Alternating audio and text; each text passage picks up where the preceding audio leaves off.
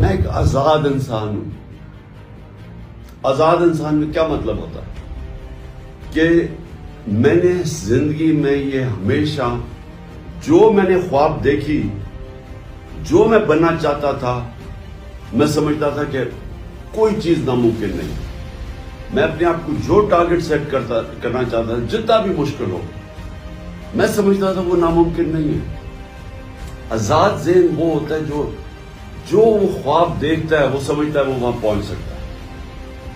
और वो इसलिए पहुंच सकता है क्योंकि अल्लाह ने हमारे में सब में वो सलाहियत दी है। हम जो भी ख्वाब देखना चाहते हैं, जो पिक्चर करना चाहते हैं, हम वहां पहुंच सकते हैं।